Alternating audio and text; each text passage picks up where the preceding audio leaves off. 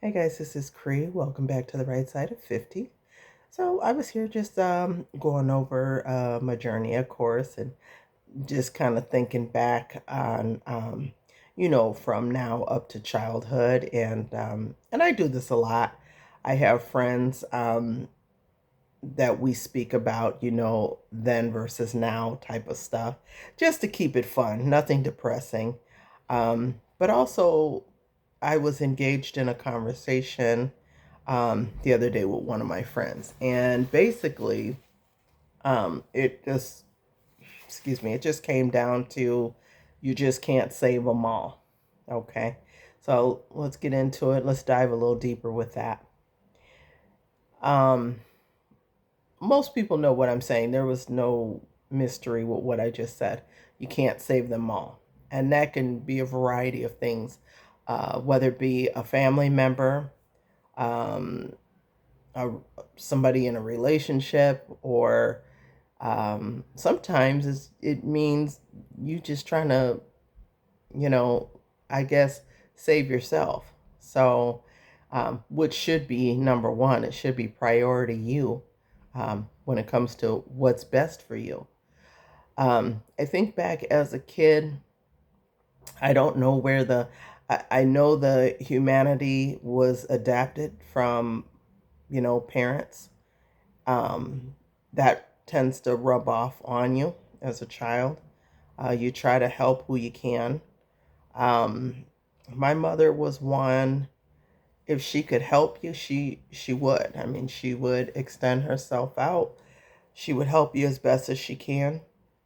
I've seen situations where she got burned doing it, but and that probably um, I think that wised her up pretty. Wisened her up. I don't know if that's even a word, but wisened her up. That sounds funny, but anyway, um, quicker or faster, um, just from that experience or two. My mother's a type, sweetest thing in the world. She'll do anything for you. But what I will say about her is she is one that it only takes a time or two, and she's pretty much done with it. Okay, so when I think and I compare myself to her, when I compare myself to her, I'm not going to say I do. That's not a norm because we're clearly two different people. Um, I adapted some things from her as far as the warmth and kindness. Um, my dad is more of a black and white. Um, I think most men are black and white. This is what it is. He's the type of person that'll say, "Well, you." He'll ask you a question. My dad will ask you a question. You give him the answer, and if he doesn't agree, he'll say, "Well, why would you do it that way?" And then you say, "Well, because," and then you give whatever the explanation is. And then he'll say, "Well, I mean, why would you do that? There's a easier way to doing it. And he's always put it in a way like, basically his way is the right way, and that's really the only way. But that's just his personality. Whereas my mom is more of a gray. She can hear it, she can listen, and you can, even if she doesn't necessarily agree, you still have room, excuse me, with my mother, to explain and present your case and get her to see why you're choosing it that way. And then she says, "Oh, okay, I see." So that's what I mean. I get more of her personality because I'm a gray person. I'm not black and white. Not at all. It's very few things that I'm black and white with, but most things I'm very gray because I can see two and three sides to it. So when I think of growing up, I was thinking about, like, I was never the most popular kid in school. I don't care what school, grade school, middle school, high school. Um, I was somewhat quiet, reserved, um, but I had a funny side. So when I was with my own crowd, my own, kids that I grew up with, my crew per se, my circle. I mean, of course, naturally, you let your hair down and you're goofy, funny, and they know it. So even if everybody else doesn't know it, your circle knows it. So that's kind of where I was with school. You can't be the most popular if you are not, if you don't have a clique. Okay. I don't know if I've personally met anybody when I was in school that was the most popular and accepted and gathered everybody. Me, I was the opposite. I accepted everybody. Doesn't matter on the culture, the race, even if half the school thought you were just so oddball. And I did have a couple of those associates where they were looked down on because maybe they couldn't afford certain clothes, maybe there was something going on that made them weird. But it was something I always found in them. And I always extended my friendship because that's just who I am. I talk to everybody. Um, and that's just who I am. I'm not judgmental as far as stuff like that is concerned. I also know that when you speak to people um, in public, even, you speak when you're in the grocery store, you push the cart, you say, "Excuse me," they say nothing back, even if it's clearly them just being so inconsiderate. Um, Still, I I don't get angry about stuff like that because at the end of the day, I say to myself, well, I did my job. They obviously are having a bad day, hopefully not a bad life, but maybe something heavy on their mind. Um, whereas these people out here today, I mean, they're ready to cut your head off. If you cut them off in traffic, and didn't realize you got them off in traffic, or you're going too slow, you didn't turn when they wanted you to. I don't know. Here in Phoenix, Arizona, seems like there's a lot of horn blowing. I watch that even on the sidelines. I'm not really much of a horn blower, and that's because I can put my anger in check. And I also think, and I know this sounds kind of silly, you guys, but if I don't know who the driver is, and I don't want to blow the horn. You know why? Um, it's not, well, I'm cautious, but I don't know. They may have a health condition. They may have a reason. Something may occur. If you blow that horn, that may be somebody's little old grandma in that car, and now she's going to get startled because of your horn blowing, which may cause her to cause even more damage. So I don't know. Maybe I think deeper into it than other people, but I always use caution before I blow my horn, because I'm not an impatient driver. So if it's taking you several seconds to make that turn, or whatever it is, and I'm behind you, I'm gonna give you a few seconds because you probably were looking down. In this day and age, most people are looking at their phones. We won't talk about that because we know that you shouldn't do that. But I would rather a person do it at a light than to do it mid driving. Okay, so that's my personality. I give people the benefit of the doubt, even if they don't deserve it. So humans, we're very funny creatures. We really are. um like I said, I see people get so hostile and so angry at the world because they're having a bad day. Everything is about me. Sometimes you can even narrow it down to, gee, is that an only child? You usually can see stuff like that in people's personalities. And I think that's also why I'm as kind hearted as I am, because I'm a middle child. So I've always had to share. Um, People say, well, what are your traits? If somebody was to ask me, what are your, what would you work on? What are your assets? What would you work on? That sort of thing. I always like to point out patience, okay?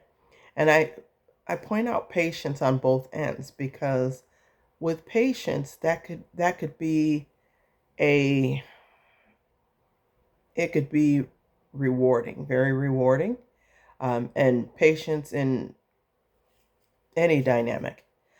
But But patience can also be a negative factor. So let me explain a little bit. Too patient, being too patient, to be funny and serious at the same time.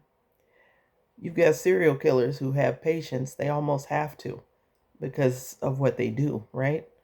Um, I'm not a serial killer. Don't worry about that.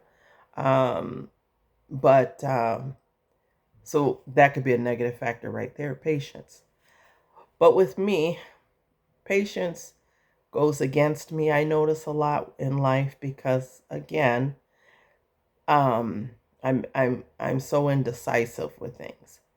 I can always find excuses and reasons of why things are occurring or happening the way it is, or over accountability. Being accountable for something that maybe really truly has nothing to do with you.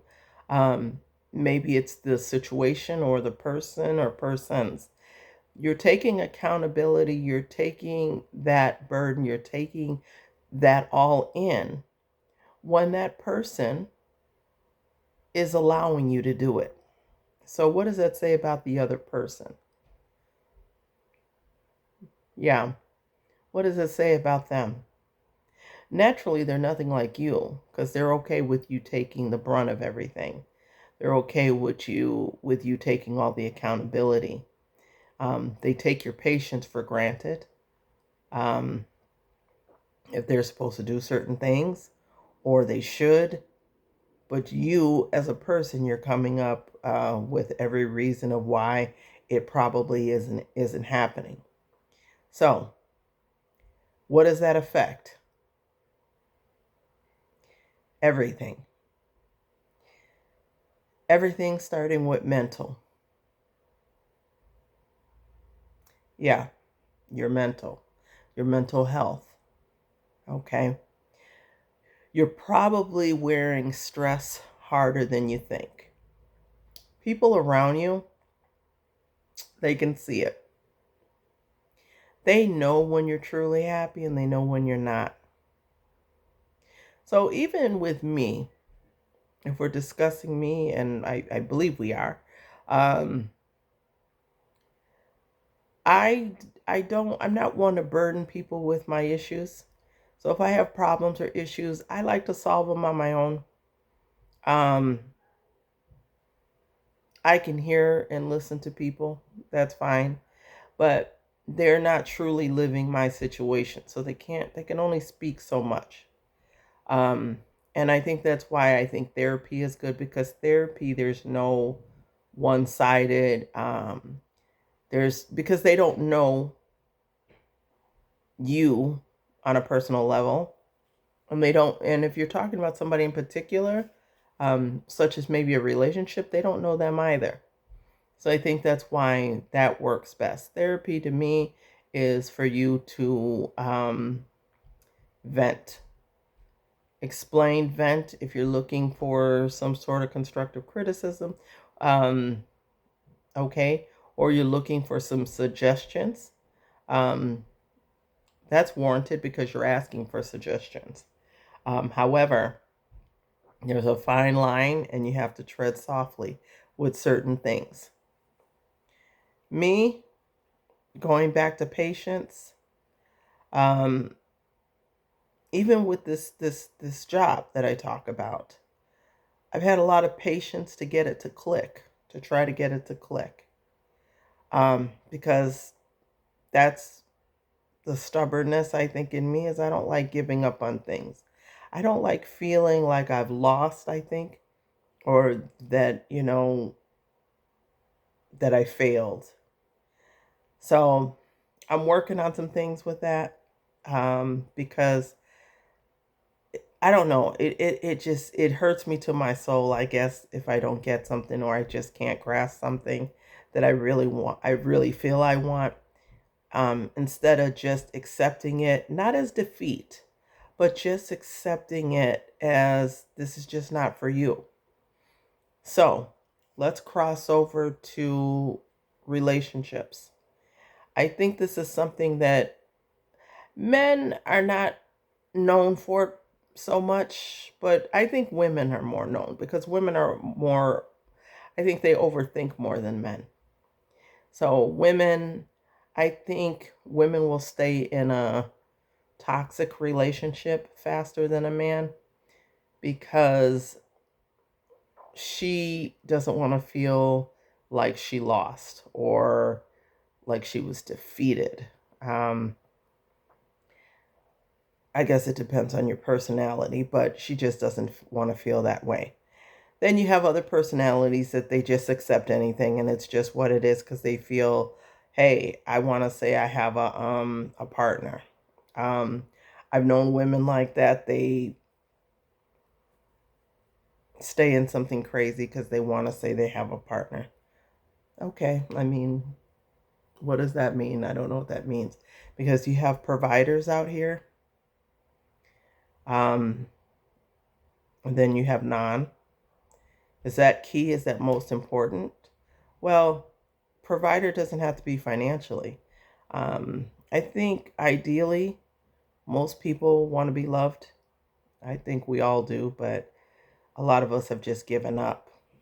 Um, a provider to me is someone who assists you right there. Like when I say assist, I mean maybe I should say a balance you out. So you in the relationship, you have a strong point. Your partner will be strong in areas you're not, and vice versa. Okay, that's the easiest way. Easier said than done. You're supposed to complement each other, and I think friendships are like that too. Friendships, you complement each other. So that's why I said earlier, my friends are not a replicate of me. They no, they're not, because there's things that they do or accept, I guess, or whatever that I can't see myself doing. But, if you're not in those shoes, you can't really say what you will or won't do. And same with them. I've done things or put up with things or gone through things that they just couldn't see themselves doing. Um, and they just, because they don't understand it, or maybe they do understand it and they've done it already. And they're like, never again. Um, employment, looking back then till now, same thing. I can say that I've changed my thought process with things because I know at this day and age there's no loyalty with just about anything. There's no loyalty, especially when it comes to employment.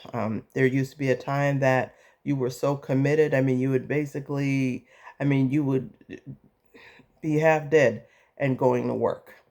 Now these days, people, they get a little scratch in their throat or they just get a headache or they just don't want to be bothered, so they need to take a mental health day. A lot of that didn't exist many years ago. The world we live in now, it's it's warranted. I would never say that you shouldn't. It's warranted. um my dad right now is still in ICU, so I still have a lot heavy on my mind with that. My friend is still not doing, my bestie, one of my besties, she's still not doing very good. I'm going to call her in a little while. Um, I'm trying to do my own things, of course, and I'm trying to get straightened out.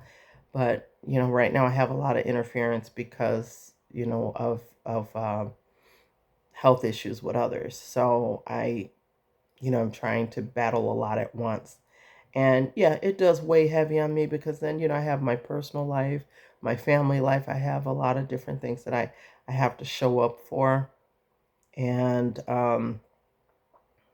it's just, it's not, it's not panning out the way I'd like it to. So these are things that I work on a daily basis, of what my short-term goals and of course long-term. They haven't changed too much from the last time I checked in, when I was talking about my short-term goals. Um, Still trying to consider my employment if I'm going to stick it out and try to, because again, I'm always trying to, um, excel with it. And also, some other things, moving and things like that I plan to do. Um, Personal issues, personal things in question. Um, I've had a lot of patience for a long time with a lot of different things. Um, so I think I'm reevaluating that too, my patience level, um, being a little bit more black and white, not so indecisive about things. Um, just trying to change that a little bit. So, you guys kind of tell me what you think. I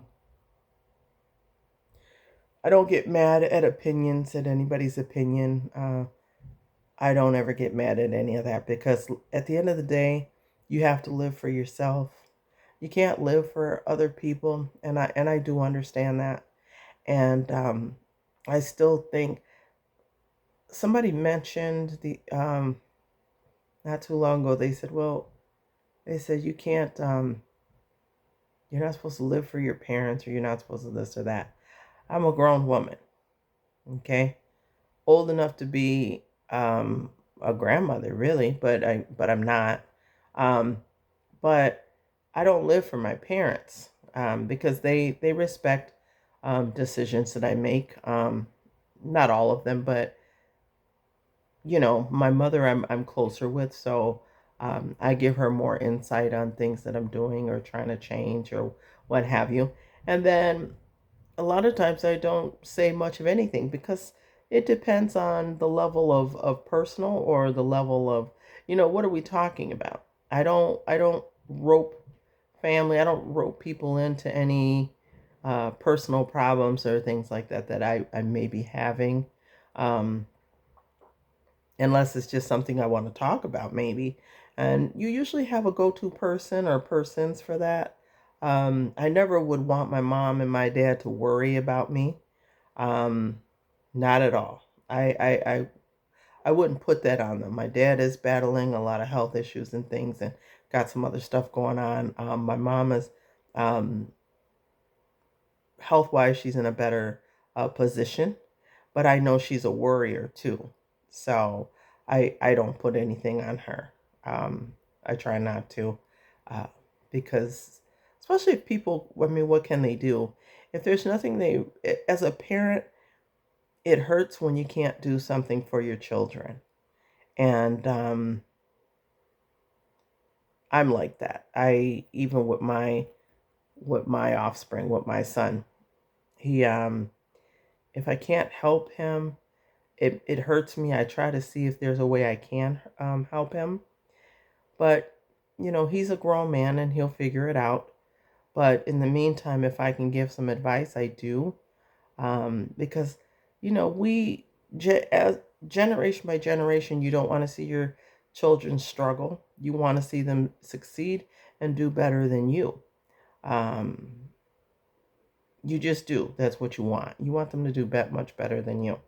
I've never put heavy pressure on him on what to do in life, um, whether it be be an entrepreneur, management, corporate, non-corporate, blue collar, la la la la la.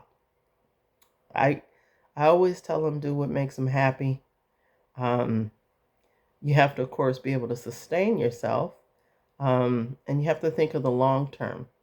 Once you get to that point where it is time to retire, what are you going to do in the long run in case something happens and you become disabled? You can't take care of yourself. You have to think of all these things. Don't wait until it's too late and then you can't do it for yourself. So, him being in a different generation than me is something that I always try to put in on his mind to think about. So, um, but you guys, again, tell me what you guys think. As far as, again, patience level, the world today, um, how you handle problems. Who do you talk to? Who do you go to when you just want to vent about personal relations or um, family? So anyway, I'll talk to you guys later. You guys have a great day. Talk soon.